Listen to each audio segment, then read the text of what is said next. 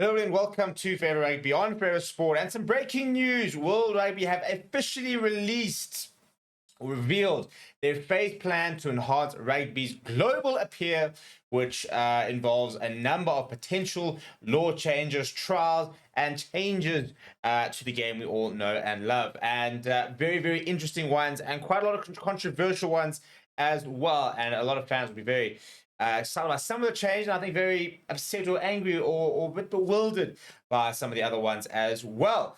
And I think that, like everything, some for example, we know we need to change, we need to adapt the game. But my worry is we need to start moving away from the core principles of the sport. And I think that a number of these law changes, I think, do move away from a certain amount of the principles. But we're going to talk about that in a little bit. We're going to go through exactly what the various phases are. There are 5 different phases for this sort of action plan, and we'll go through. Not all of it has been approved, by the way. There is a meeting of the council on the 9th of May at the Shape of the Game Forum.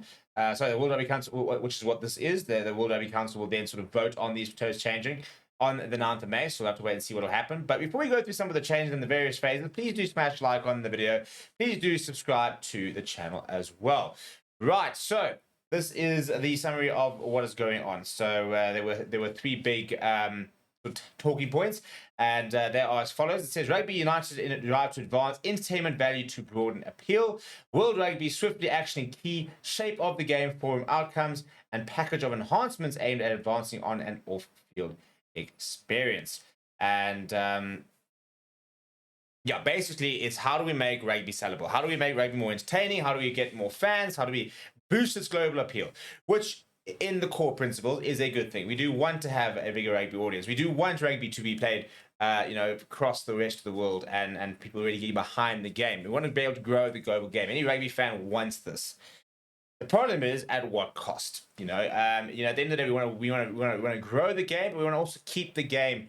Rugby league does exist for a reason, which is a very different sport to rugby union, and I think that's kind of been the issues we've sort of been grappling with over the last sort of decade, really, with a lot of different changes, with lots of people saying that unions becoming far more league than a lot of sort of union traditionalists would like, and I think there needs to be a middle ground. We do have to adapt. We do have to have new advancements in the game to try and sort of keep refreshing it, and some law changes have been fantastic. I mean, I think we can all agree 5022 was a law I didn't particularly like the concept of when it first implemented, but I think it's been a phenomenal addition to the game. So I think certain law changes have been really good. Some of them I really don't enjoy, but this is exactly what's going on. So as I mentioned, there are different phases.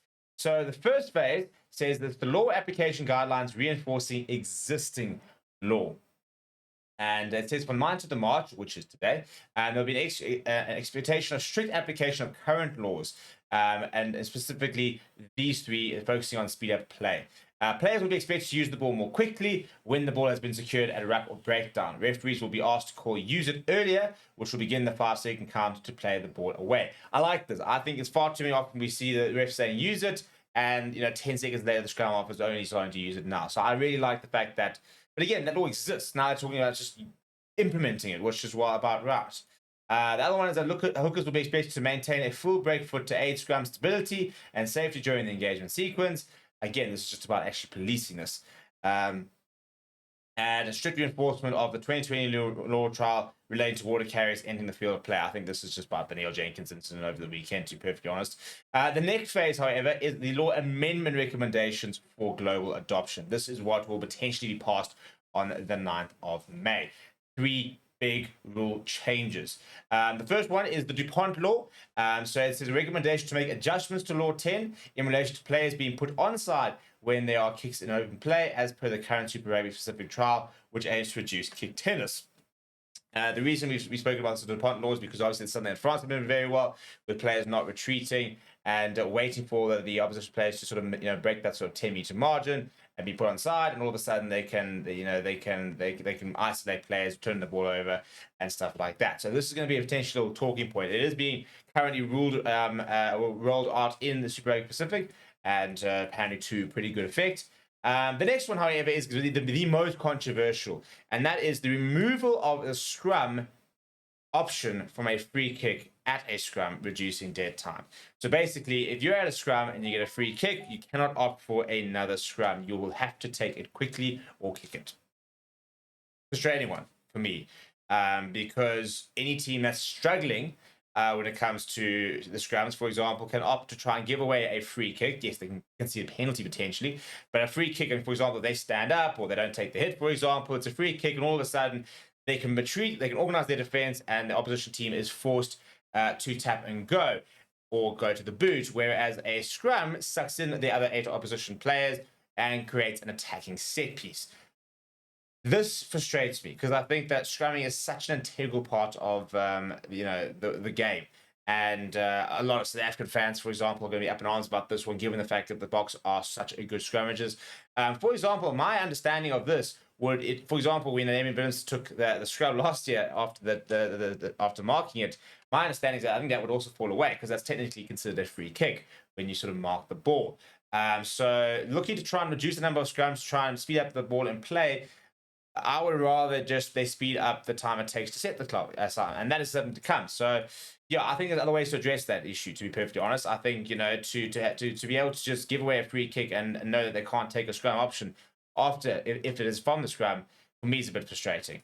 And then outlawing the practice of the croc roll, reinforcing player welfare focus. Well, this is supposed to be already basically more illegal. So obviously, it could more a bit more clarity or more focus laws regarding the idea of a croc roll, which is when a player grabs a player and sort of flips them around like that, and you can see players studs getting stuck in, and that's when knee injuries occur. The third phase is closed law trials, and it says that unions and competition owners will be encouraged to implement a package of closed law trials which can be adopted at domestic or cross-border level aimed at enhancing game continuity.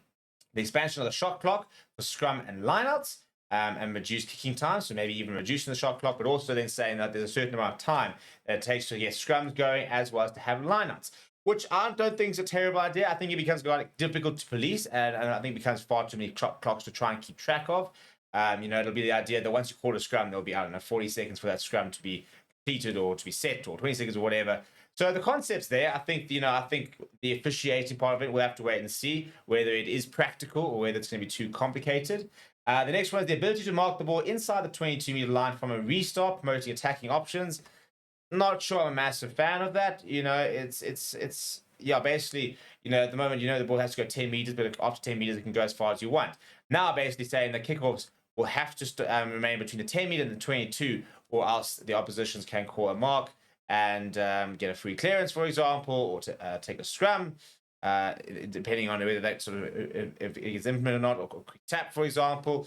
I'm not sure I'm a massive fan of that, to be perfectly honest. I think that we still see teams being able to sort of tease the 22 line, go a bit deep, very tactically, for example. Promote attacking options.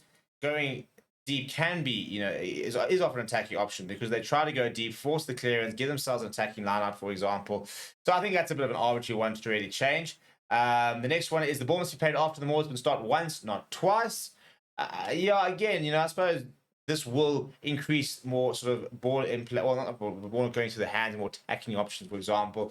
It does, for me, reduce the role of the maul. And so now we're reducing scrums, we're reducing mauls, for example. Somebody mentioned that they reckon they need to have more props and forwards involved in these sort of counts because a lot of this does seem to be moving away from the sort of forward-orientated aspects of the game itself. The next one is the protection of the 9 at the base of the scrum, ruck, and at the maul following successful trials in Major League Rugby in the USA and elite community competitions in New Zealand. That one's not too hectic. And play on for a line out, not straight if the throw is uncontested. I enjoy this one. I actually really do. I don't understand. I've actually been calling this, to be honest. If you can test for a line out and the ball is skew, cool. Call it straight. But if you go up and the ball is slightly skew and they're not contesting, if it's skew, so what? For me, by not contesting, they've conceded the lineouts, and I don't think you should get punished for that. I think that's an unnecessary thing. So I think that one I'm very much I'm behind. The fourth phase is specialist working groups, and it says that specialist working groups will be established to further explore aspects identified by the shape of the game form for further consideration. Recommendations will be made to the council. On and off-field sanctions, it says comprehensive review of the sport's disciplinary and sanctioning processes with the objective of streamlining, increasing simplicity, consistency, and fan understanding. A key consideration will be the potential to combine stronger off-field sanctions for foul play with the global red card trial, where carded players removed for the duration of the match but may be replaced by another player of 20 minutes. The final proposal will go to the World Rugby Council in May.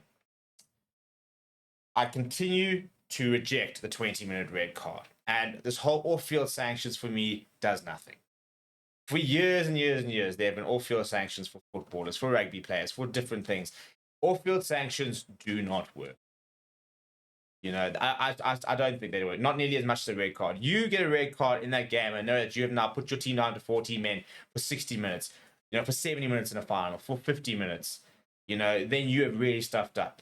And that, for me, changes behavior. Saying, well, we're going to give you a bigger fine or you might miss more matches after the game, I don't think that changes behavior in the sort of split-second thing.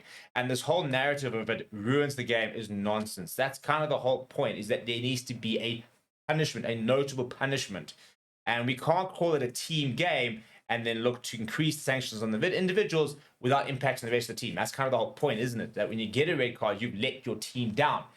That's why it's a big punishment. So I don't like the 20-minute red card rule. I think, for me, it's more about we want to make the game safer. Therefore, stop giving away red card offenses. Clean up your discipline. That's not the whole point. The tackle rack breakdown, a major review of safety and spectacle issues related to the breakdown. For example, the impact of contesting the ball on the floor tackle as opposed to an upright driving game.